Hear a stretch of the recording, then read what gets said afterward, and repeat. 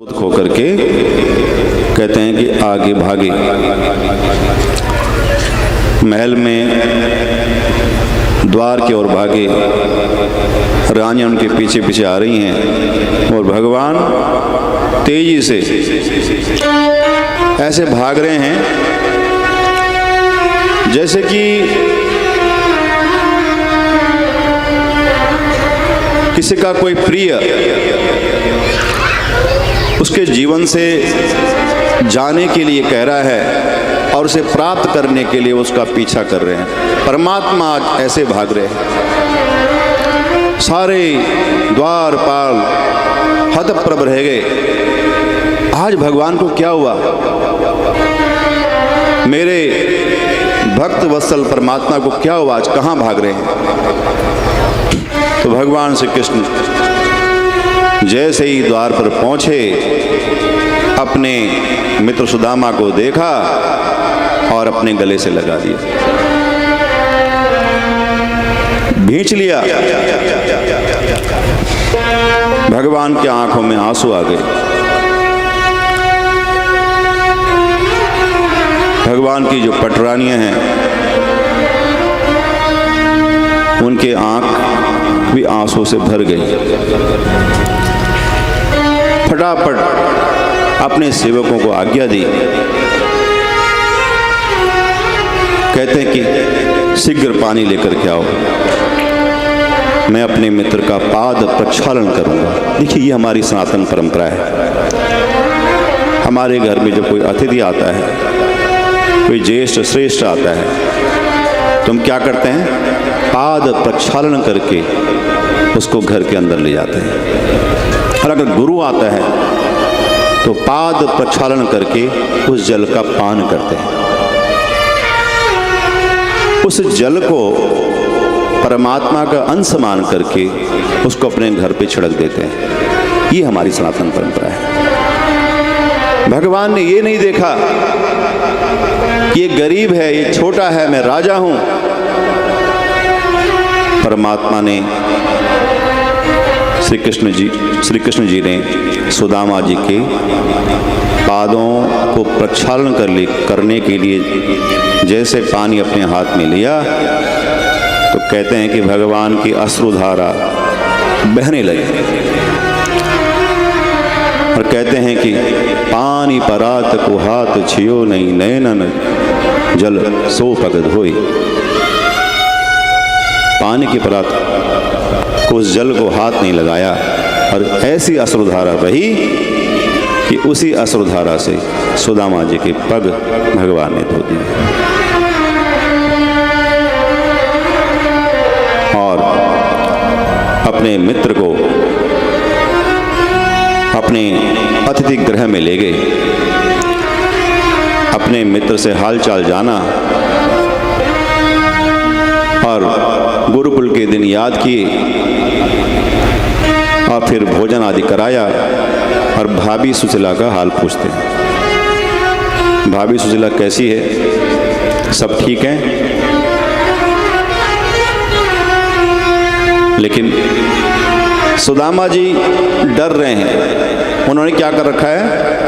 वो जो पोटली लेके आए थे ना, उसको छुपा रखा है काख में। भगवान का जब वैभव देखा, वहां पर स्वागत देखा, तो शर्म के मारे उस चावल की पोटली को अपनी काख के नीचे छुपा रहे हैं। भगवान समझ गए वो तो अंतर्यामी है। देखा, सुदामा कुछ लेकर के आए हो अपने मित्र के लिए? सुदामा कहता नहीं, कुछ नहीं लेके आया हूं। अरे कुछ है? ना ना ना, मेरे पास कुछ नहीं है। तो भगवान श्री कृष्ण ने सुदामा से प्यार प्यार में वो चावल की जो गठरी थी ना, जो सुशीला ने दी थी, वो कहते हैं अपने पास ले ली।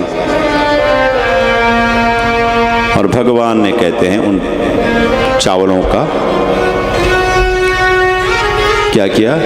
उनको पका करके उनको ग्रहण किया, उन चावलों को अपने परमात्मा। क्योंकि देखिए, भक्त और भगवान का जो संबंध होता है ना, वो होता है पवित्रता से।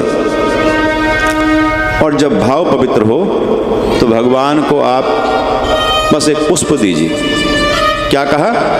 पत्रम पुष्पम फलम तोयम। पत्र पुष्प, एक पत्ता भी दे दो ना तो भगवान परमात्मा उसमें रिझ जाते हैं। तोयम, पत्ता भी नहीं है, फूल भी नहीं है तो पानी दे दो, तो ये कहते हैं जल को। तो ऐसे मेरे परमात्मा हैं। उन्होंने सुदामा का लाया हुआ वो उपहार उसको ग्रहण किया प्रसाद के रूप में, और भगवान कहते हैं आनंदित हो गए। लेकिन सुदामा ने अपनी गरीबी के बारे में कुछ नहीं बताया। ये नहीं बताया कि मैं बहुत परेशानी में चल रहा हूँ, घर में कुछ खाने के लिए नहीं है। क्योंकि परमात्मा के आगे जो पहुँच जाता है ना, उसे सब कुछ बताने की आवश्यकता नहीं होती है। आप भी जब भगवान के शरण में जाओ ना तो मांगना छोड़ दो, भगवान से शिकायत करना छोड़ दो कि आपने मुझे ये नहीं दिया, आपने मुझे वो नहीं दिया। कहते हैं ना, जब एक नौकर भी अपने मालिक से शिकायत करता है तो मालिक कहता है गेट आउट, तुम्हारे अंदर धैर्य नहीं है।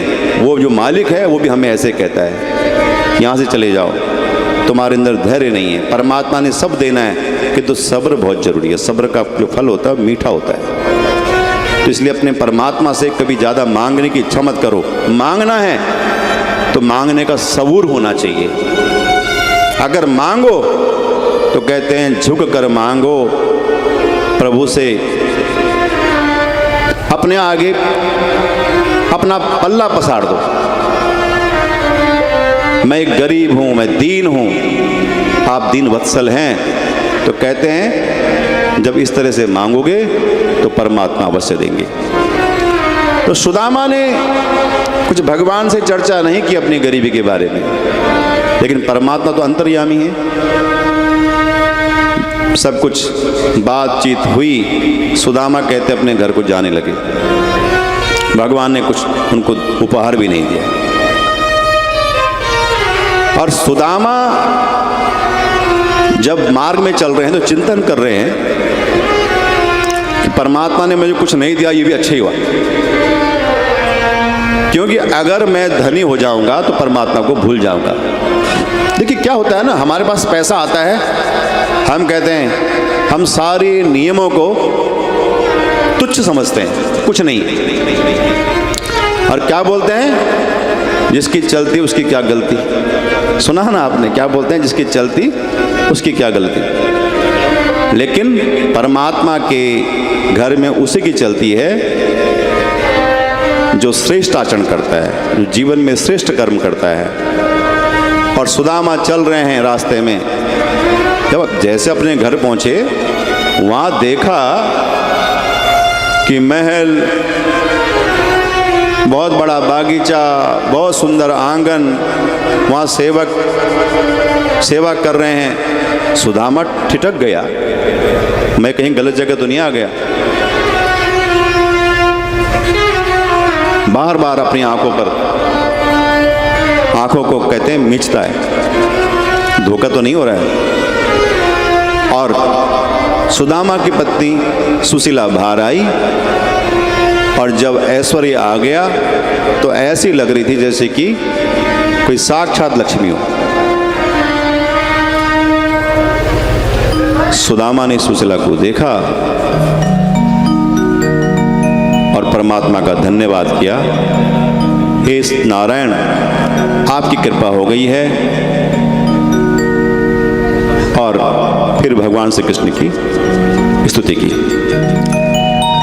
तो कहते हैं ऐश्वर्य भी जीवन में जरूरी है। हम क्या कहते हैं, जब किसी को आशीर्वाद देते हैं तो कहते हैं ऐश्वर्यवान भवा। क्या बोलते हैं, ऐश्वर्यवान भवा। यानी जब आपके पास ऐश्वर्य होगा तो क्या होगा, आप अपने जीवन में सब कुछ कर सकते हो, पुण्य कर्म कर सकते हो। लेकिन ऐश्वर्य के अंदर ऐश्वर्य यानी जो पवित्र है, जो पुनीत है, जो सत्कर्मों का आश्रय लिए हुए है, वो जो है कहते हैं ऐश्वर्य, वो हमारे जीवन को पल्लवित करने वाला है। तो सुदामा ने भगवान का साधुवाद किया और परमात्मा कहते हैं ना, वो अपने भक्तों की इच्छा को समय आने पर पूरा करते हैं। लेकिन क्या होता है, हम सोचते हैं कि नहीं, परमात्मा तो है ही नहीं, हमारे उस संबंधी का काम हो गया, मेरा काम नहीं हुआ।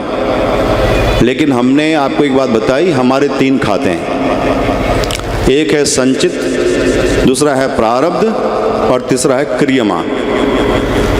संचित कर्म क्या है, हमारी एफडी, जिसे कोई कभी छेड़ नहीं सकता। प्रारब्ध क्या है, हमारा जो बैंक में अकाउंट होता है ना, उसे कहते हैं सेविंग अकाउंट, उसे कहते हैं प्रारब्ध। और क्रियमान क्या है, जो हमारा करंट अकाउंट है। तो तीनों अकाउंट से हमारा जीवन चलता है। और परमात्मा आपके कर्मों के अनुसार इसमें से घटाते और बढ़ाते हैं, बस उसकी जानकारी हमें नहीं होती है। लेकिन जब व्यक्ति की बुद्धि अच्छी होती है ना, तो उसके नेत्रों में दिव्यता आ जाती है, वो समझ जाता है कि मैंने ये खर्च कर लिया, मैंने ये।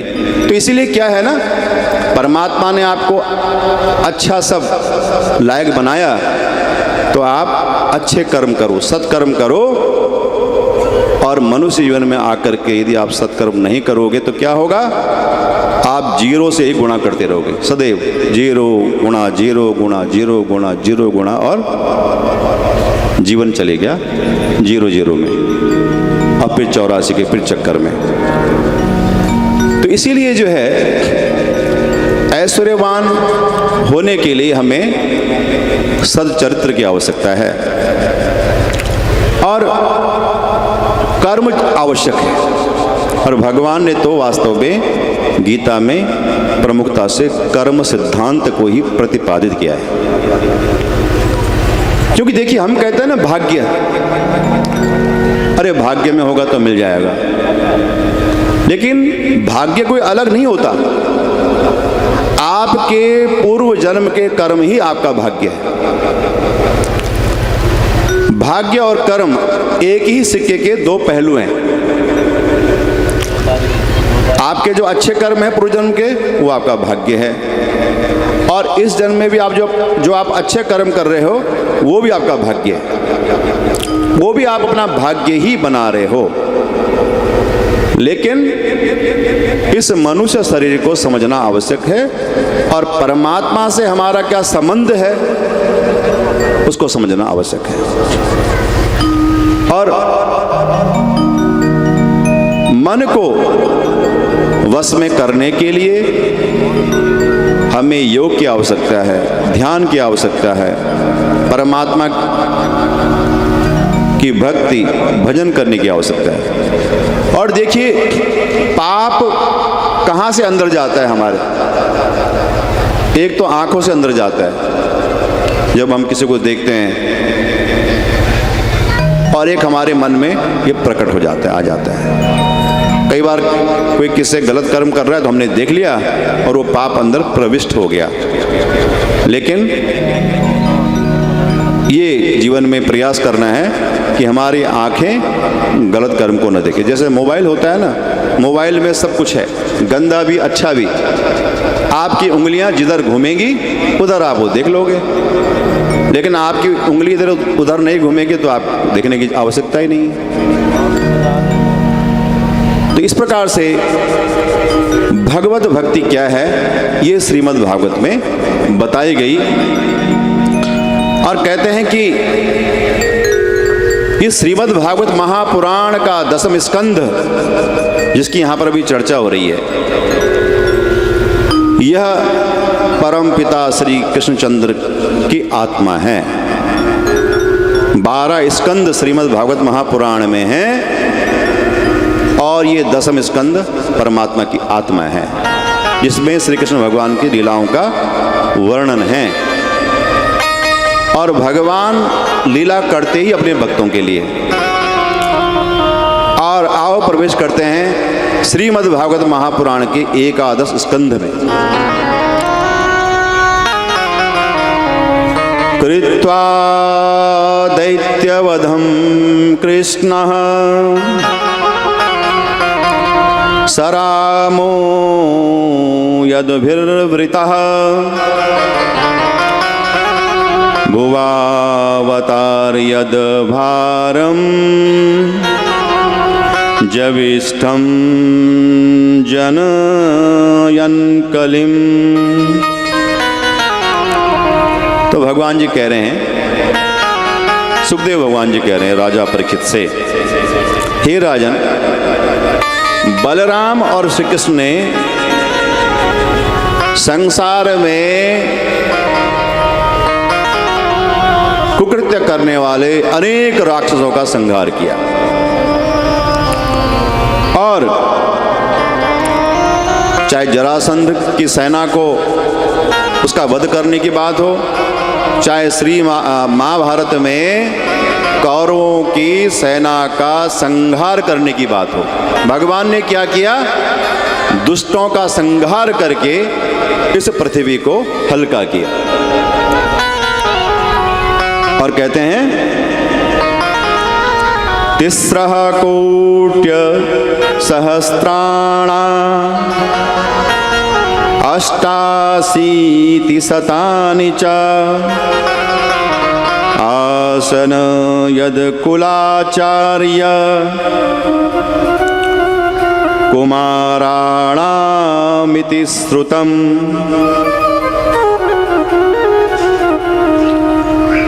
तो कहते हैं कि भगवान श्री कृष्ण का परिवार बहुत विशाल था। भगवान के 3,188,000,000 तो आचार्य थे और उनको मिला करके यदुवंशियों की 56 करोड़ की संख्या थी।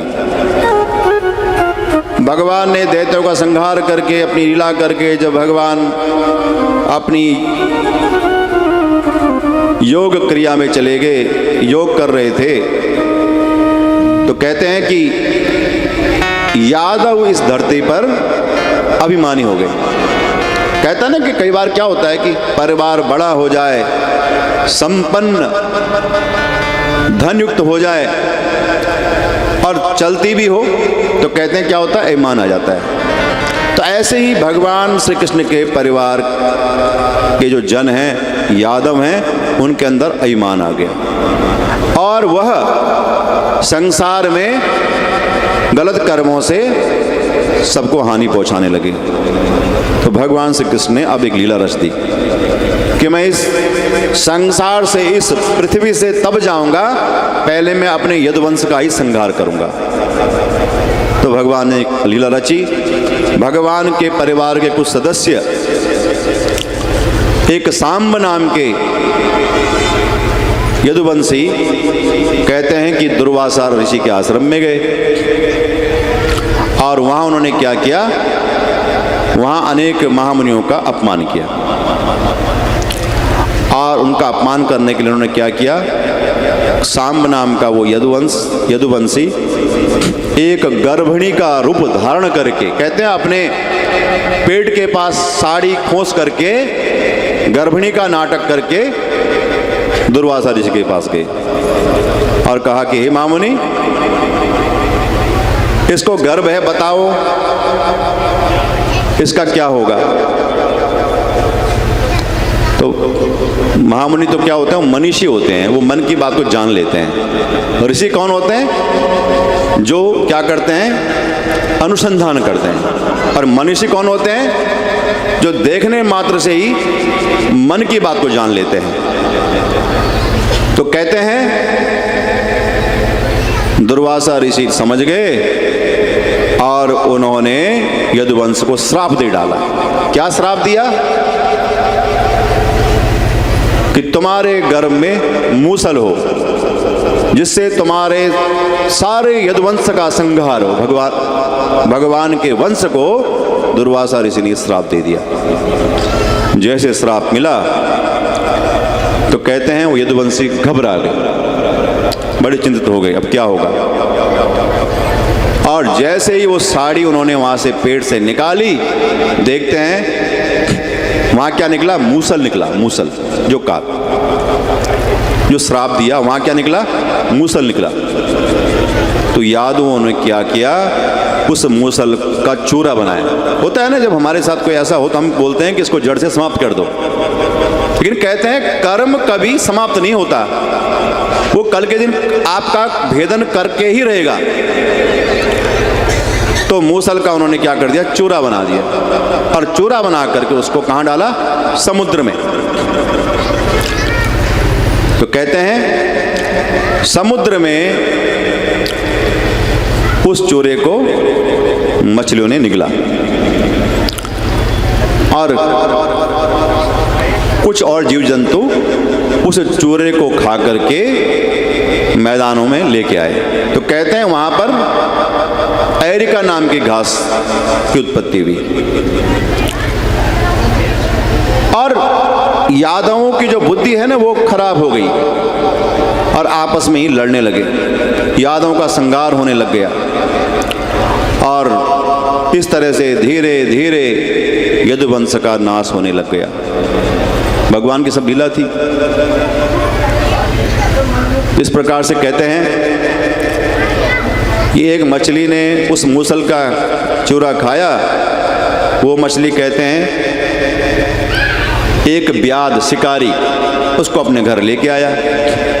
उसने उस मछली को फाड़ा, और वहाँ जो लोहा था उस लोहे से क्या करा, एक अपना बाण बनाया।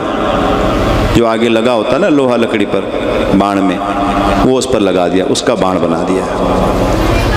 और कहते हैं भगवान जब विचार कर रहे हैं कि अब मुझे यहाँ से जाना है, किंतु भागवत का उपदेश भी देना है, क्योंकि भगवान जब जाते हैं तो ये जिम्मेदारी भी किसको सौंपते हैं। तो भगवान ने क्या किया, उसके बाद कहते हैं कि उद्धव को अपने पास बुलाया, और उद्धव से कहा, हे उद्धव, मैं अब गोलोक को जाऊंगा। उद्धव जी रोने लगे, कहने लगे, प्रभु आप यदि यहां से जाओगे तो हमारा क्या होगा। तो भगवान जी बोलते हैं कि मैं तो सभी उपादान का कारण हूं, ये तो मेरी लीला है, और मुझे तो ये जो मनुष्य शरीर है ना, ये बहुत भाता है। इसीलिए मैं कभी राम बनता हूं तो कभी कृष्ण बनता हूं, ऐसे ही मैं लीला करता हूं, क्योंकि ये मनुष्य शरीर मुझे प्रिय है, किंतु इस संसार को चलाना है। तो उद्धव जी को कहा कि तुम ज्ञान भक्ति के साक्षात अवतार हो, तुमने अभी यहाँ पर सेवा करनी है। और उनको कहते हैं कि आदेश दिया कि तुम सेवा करो, भक्ति करो। और कहते हैं कि एक दिन भगवान श्री कृष्ण एक पेड़ के नीचे लेटे हुए थे। तो भगवान के पैर में आपने देखा होगा ना कि पहले लोग क्या करते थे, वो रोली होती है ना जो, वो लगा देते पैरों में। क्या बोलते हैं उसको, क्या बोलते हैं, हाँ, तो लगा देते, उसको मंगल का प्रतीक माना जाता था। तो भगवान जी लेटे हुए थे एक पेड़ के पास, और वो शिकारी आया और उसने सोचा कि ये किसी हिरण का मुख है, और कहते हैं कि तीर चलाया और भगवान के अंगूठे पर लगा। जैसे उसने भगवान को देखा तो भिखारी, कहते हैं वो शिकारी दौड़ा दौड़ा गया और इस कृत्य के लिए भगवान से प्रार्थना मांगने लग गया, क्षमा मांगने लग गया। तो भगवान जी उसे समझाते हैं कि तुम्हारा इसमें कोई दोष नहीं है, ये सब मेरी लीला से हुआ है। तो कहते हैं उसके बाद भगवान कहते हैं परलोक को चले गए उपदेश दे करके, और कहते हैं कि भगवान के शरीर से एक ज्योति आई और वह श्रीमद् भागवत महापुराण में चली गई। तो इसीलिए श्रीमद् भागवत महापुराण कोई किताब नहीं है, ये श्रीमद् भागवत महापुराण भगवान श्री कृष्ण का ही रूप है। और देखिए पूरे संसार में भक्ति का इससे बढ़कर कोई दूसरा ग्रंथ नहीं है, कोई परमात्मा का स्वरूप नहीं है। अगर भक्ति का आश्रय लेना है तो सबसे पहले श्रीमद् भागवत महापुराण का आश्रय लेना है, और ये ज्ञान यज्ञ है। देखिए हमारे जीवन में यज्ञ कई प्रकार के होते हैं। द्रव्य यज्ञ होता है, हम क्या करते हैं, हमारे घर में लड़की आई मायके से ससुराल से, तिलक लगा दिया, पंडित जी आए शगुन दे दिया, नाई आया उसने सेवा की उसको शगुन दे दिया। ये क्या है, द्रव्य यज्ञ है। और भगवान को क्या किया, प्रसन्न करने के लिए यज्ञ किया, उसे कहते हैं होम यज्ञ। और भगवान का चरित्र समझने के लिए, भगवान की भक्ति प्राप्त करने के लिए श्रीमद् भागवत महापुराण हमारे ग्रंथ, छठ शास्त्र, गीता, उनका स्वाध्याय किया, इसे कहते हैं स्वाध्याय यज्ञ। और ऐसे ही यहाँ पर ये जो यज्ञ हो रहा है इसे कहते हैं ज्ञान यज्ञ। और हमारा जो जीवन है उसमें जब तक ज्ञान नहीं होगा तो वैराग्य नहीं होगा, और जब ज्ञान होगा, वैराग्य होगा, तो हमारा जो जीवन है वो तर जाएगा। इसलिए कहते हैं भा इति भारते इति प्रकाशते इति भा, गा गीयते इति नारदादिभिरिति इति गा, वा वर्तन्ते इति सर्वशास्त्रे तो इति वा, ता तरन्ते इतरे जना इति ता। यह श्रीमद् भागवत महापुराण की महिमा है। इसलिए कहते हैं भा माने भक्ति, गा माने ज्ञान, वा माने वैराग्य, ता माने तारण। जब भक्ति होगी तो ज्ञान होगा, जब ज्ञान होगा तो वैराग्य होगा। वैराग्य का अर्थ ये नहीं है कि अपना घर बार छोड़ करके हमें कहीं जाना नहीं ना। उस समय का एक कालखंड था जब जंगल मुक्त थे, जंगलों की स्थिति बहुत अच्छी थी, वातावरण अच्छा था, तो लोग जंगलों में तपस्या करने जाते थे। आज जाओगे तो जंगलात वाले पहले पकड़ लेंगे, है कि नहीं? इसका मतलब ये नहीं है कि आपको जंगलों में जाना है। वो जो गोपियां थी जिन्होंने श्री कृष्ण भगवान की भक्ति की, वो कभी जंगलों में नहीं गई, उन्होंने घर में रहकर ही ज्ञान प्राप्त किया। तो ज्ञान प्राप्त करने के लिए जंगलों में जाने की भी आवश्यकता नहीं है। जो हमारी माताएं, बहनें, पुरुष हैं ना, वो अपने घर में रहकर ही ज्ञान प्राप्त कर सकते हैं। वैराग्य का अर्थ ये है कि संसार में प्रेम सबसे करो, संसार में सबसे मिलजुल के रहो, लेकिन संसार से ज़्यादा चिपकना नहीं है। चिपकोगे तो फिर वो मोह माया के चक्कर में फिर क्या होता है कि बाद में क्या याद आता है, भगवान कभी कहते हैं फिर याद नहीं आते, क्योंकि हमारे दिमाग में, मन मस्तिष्क पर हर समय सब कुछ वही चढ़ा हुआ है। जो चढ़ा हुआ होता है वो कहते हैं अंतकाल में आता है। इसलिए भगवान जी स्वयं कहते हैं कि जो अंतकाल में जो मुझे याद करता है, स्मरण रखता है, उसी को मैं प्राप्त होता हूँ। और परमात्मा क्या करते हैं, उसको पूर्ण कर देते हैं। और यही भागवत का संदेश है कि खूब जीवन में उन्नति करो। वैराग्य का मतलब ये है कि जो बड़े बूढ़े हैं ना घर में, उनको अपनी जिम्मेदारी अपने बच्चों को सौंप देनी चाहिए। ऐसा नहीं कि बस रात दिन चिंता में लगे हुए हैं कि बस मेरा बच्चा, मेरी बहू, मेरा बेटा